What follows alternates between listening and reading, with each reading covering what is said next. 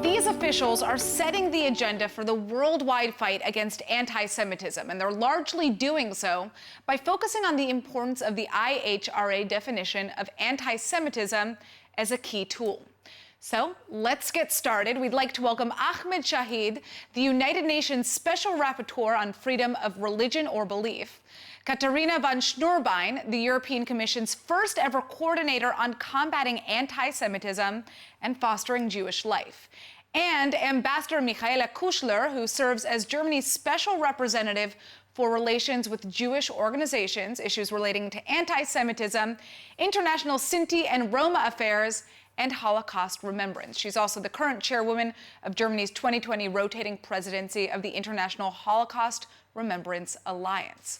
So first up, Ms. van Schnurbein, you've been tasked with not only combating contemporary anti-Semitism, but also fostering Jewish life across the European Union. How would you assess the state of Jewish life in Europe at the moment? Indeed, it's been very important for the European Commission to look not only at the negative aspects of the need to roll back anti-Semitism, but also the need to remember the Holocaust, but also to look at fostering Jewish life and thereby acknowledge the diversity of Jewish life across Europe, and also the vibrant Jewish life that we see in different European countries. It's so important. We see on the one side that we have this diversity, but on the other side, unfortunately, we also see that anti-Semitic incidents are on the rise. In 2019, 3,000 anti-Semitic incidents have been recorded across Europe, and that is probably only the tip of the iceberg, knowing that the underreporting is very high. And we also have to acknowledge that this high number of hate crime goes against a very tiny percentage of European population. So this is very worrying, and therefore we need a real holistic approach to address this. We have on European level different means. One is legal means, for example, with regards to hate speech. The European legislation acknowledges that speech inciting to hatred and violence is illegal, and therefore what is illegal offline also needs to be illegal online. And we have, together with platforms, found a code of conduct whereby they take down illegal speech when it is flagged to them. That is one aspect. But then also we have put forward legislation, the Digital Services Act, which will request from the platforms more transparency on their data flow and the actions of individuals on the net, in order to ensure that we can address hate speech in a more holistic way. Now, this is extremely important work. I'd like to turn to Mr. Shahid now. You've also been working closely with CAM for quite some time now after you released the 2019 UN Anti-Semitism report, the first ever of its kind, in which you stressed the importance of the IHRA definition. Now, can you share with us the impact of the report and the impact its findings have had in the global fight against anti-Semitism? And in particular, we'd like to hear your thoughts on the accelerating pace of IHRA adoptions worldwide. First of all, thank you so much for inviting me to this important discussion. In my report about 18 months back, I made a strong call for governments to endorse as a non-binding, working definition from the IHRA as an educational tool for awareness raising and for responding to anti-Semitic incidents and anti-Semitism. And I'm very pleased that, both this recommendation, other recommendations in the report have been taken very well. And the real reason for this to happen is because the Jewish communities received my report very well. I was very pleased with the endorsement the communities by and large gave to the findings in the report. That meant that governments could use the report as a good UN document that they could count on. So I've seen about a dozen states since the report was published endorse the working definition the IHRA. It's a very good starting point to make sure that they have a commitment to address all aspects of anti-Semitism. I was also very pleased with the impact it has had on the UN system. So I had a recommendation for the UN Secretary General to appoint a high-level focal point in his office, and he has done that. I'm very pleased that Mr. Moratinos is serving in that capacity. I also called upon states to appoint national-level coordinators to look at this issue. And again, I've seen a rising number of states do that, and the impact they've had has been quite tremendous. I also called upon the importance of focusing on peer-to-peer learning and exchanges, and I've seen again a number of states do that. So on and on, there's been a lot of, I think, positive things coming out of it. Two other points also bear, I think, importance. One is within the UN system itself, beyond the Secretary General's appointment, there's now more focus on addressing issues of anti-Semitism. That's again a very, very positive start. It's a long way to go, but it's a very good start. I also stressed a lot about the online dimension of anti-Semitism, hate speech. And I'm pleased that now than maybe 2 years ago, there's more action from social media and tech companies to address anti-Semitism. And it's been well received by the communities as well. Right. So overall, I think there's been a very positive impact from the report, largely because the Jewish communities endorsed the report, worked with the report, and people have found this to be a good document that they can also relate to. In terms of why there has been a rise in number of states embracing the definition, I think two things. One, of course, is the concern many have about the widespread dissemination of anti-Semitic hatred and the need to respond to that. We see during the COVID pandemic, again, a tremendous upsurge in anti-Semitic discourse and, of course, hate crimes as well. So there is clearly a need for states to respond. No action is not an option. And therefore, more and more states are looking at ways to understand this phenomenon, and therefore they turn to the IHRA working definition. So I think these are among the reasons why there's been uptake in that. Of course, there is some resistance, some quarters to the definition, but that's all, in my view, based on a misconception, a misreading of the definition. Nowhere in the definition does it say that it's a legally binding document. The definition is not phrased as as a law. It's a non-binding educational awareness-raising tool to be used as a non-binding working definition, and acts that are mentioned in that can be and usually are anti-Semitic, but not necessarily so. So there are safeguards built into it, and the resistance to the definition comes from ignoring these safeguards built into it. So I think we need to keep on pushing for more states, more actors to endorse this working definition. All right, thank you so much. Now, I'd like to turn back to Ms. van Snoerbui. Now, if we may, let's turn to the EU's comprehensive 2021 strategy on combating anti-Semitism. We've been hearing a lot about this lately, and it's a really important issue. Earlier this year, we saw the release of the IHRA handbook and have heard about plans to complement and support member states' efforts. Can you tell us a bit more about the 2021 strategy and what it will take to confront anti-Semitism in Europe and how you're going to measure the strategy's impact? Yes, thank you very much. In fact, this is a very important aspect to look at the commitment of the European Commission on the one side and the European institutions, but also of the European Union member states. So we had two declarations in the European Council, one in 2018, where member states agreed to draft and to adopt national strategies against anti-Semitism, and also those who have not done so yet, to adopt the IHRA definition. The IHRA definition has been adopted now by 18 member states already, and out of 27, and we wanted to provide them with a handbook in order to know how to make better use of it, because one thing is adopting the IHRA definition and the other thing is to really ensure that these tools are being used. As was said by Ahmed, it is a non-legally binding tool, so it's an educational tool. It establishes a bias, an anti-Semitic bias, and then it needs to be used by law enforcement agencies to recognize this bias in order then for the law to apply or not to apply, depending on the situation. This is an important aspect, and it can also be very useful in the educational context. For example, when teachers have to recognize anti-Semitic biases among students or in the courtyard in incidents.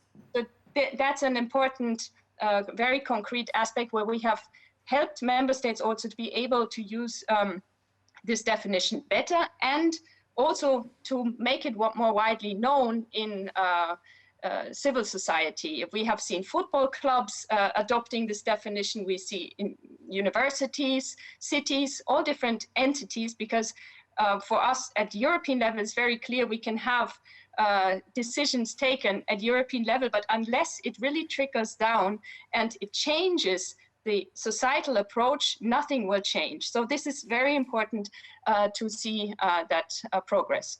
Now, Absolutely. In addition to the member states' commitments and our concrete support through a working group where we bring together the member states' representatives and the Jewish communities, we will now adopt the first ever strategy on European level against anti-Semitism, which basically will look at three aspects: really preventing and fighting anti-Semitism, ensuring remembrance of the Holocaust, and ensuring that the lessons learned will be also transmitted to the younger generation, and then the support for Jewish life. And that means we use all the tools that we have, from legal tools to policy tools, but also with regards to funding, different networks and different projects, in order to ensure that from the European level to the local level, we can see a change.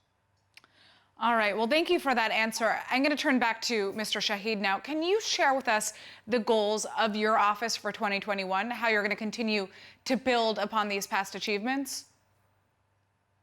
Right, well, I've got, for the current year, my specific plans are to keep on working with states to promote awareness about the working definition, and also to follow up to see how much they're actually implementing the working definition. Because, adopting is the first step, but they must raise awareness about its contents so that people who actually are in the core phase of dealing with this are equipped with this particular tool in ways they can best use it. So I will be sending out questionnaires to states to do a survey on how far they have actually followed up on my recommendations. So when so this time next year, I hope to have a report on what states and others have done with my report and recommendations.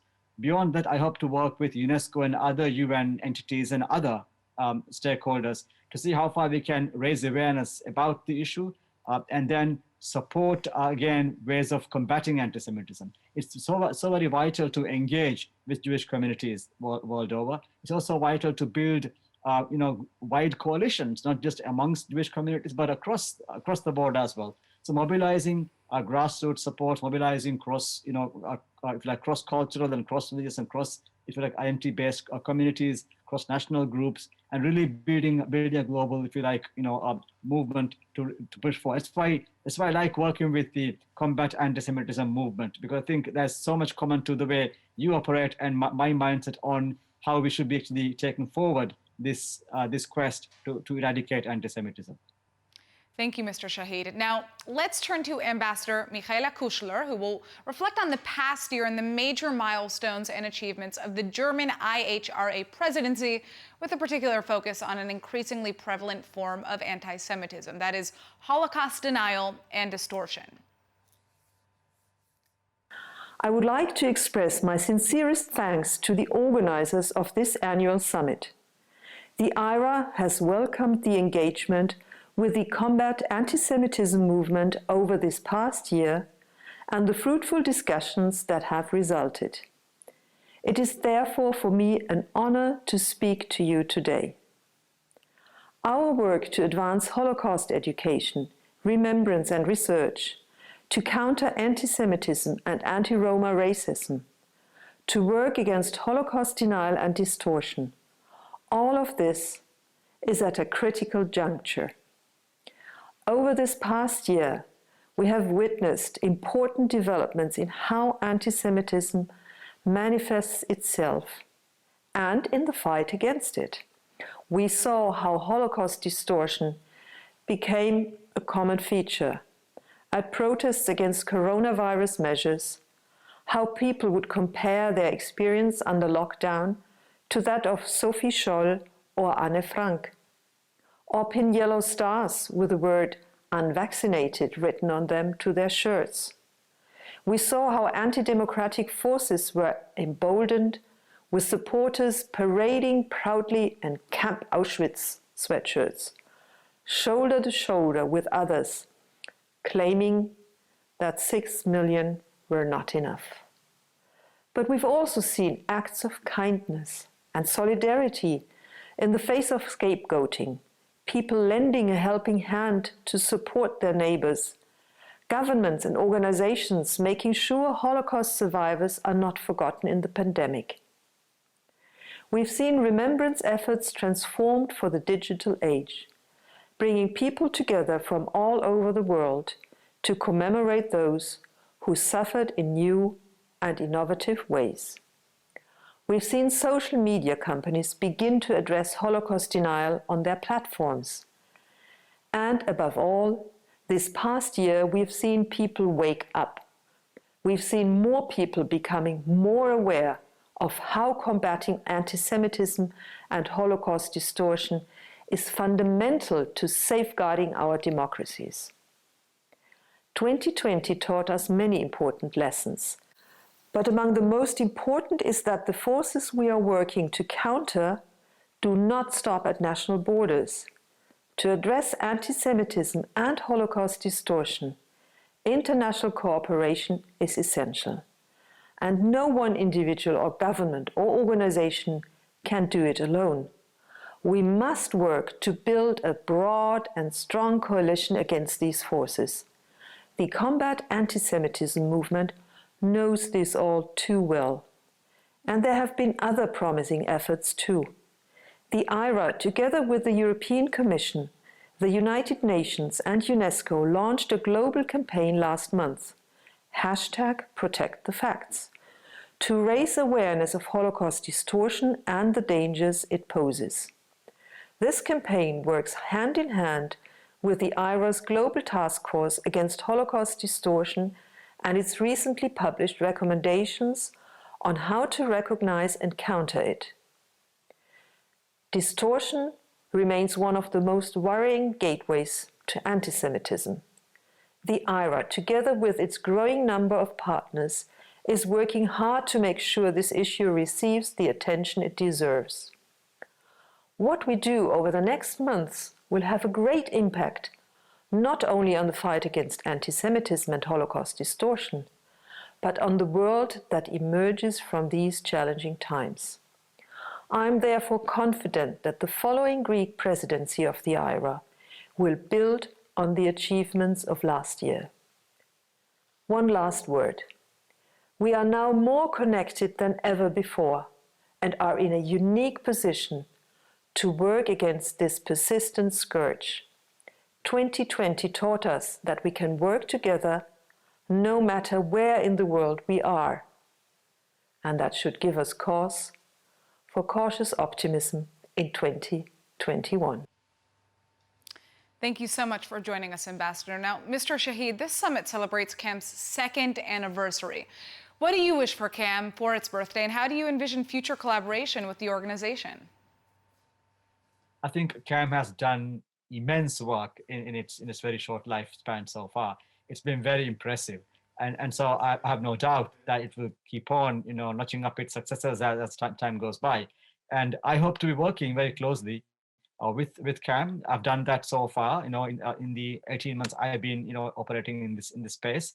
And not just in the context of my report, I've been collaborating with the chairman in academic arenas as well. So I look forward to working very closely with CAM. And I've been very impressed by the way that we've reached out to other groups, and especially the bridge building with other communities has been very useful. So this broad-based approach, the inclusive approach, reaching out to also communities, and the grassroots approach, these are really tremendous ways of working. And I look forward to working with CAM very closely in the coming year and the time ahead.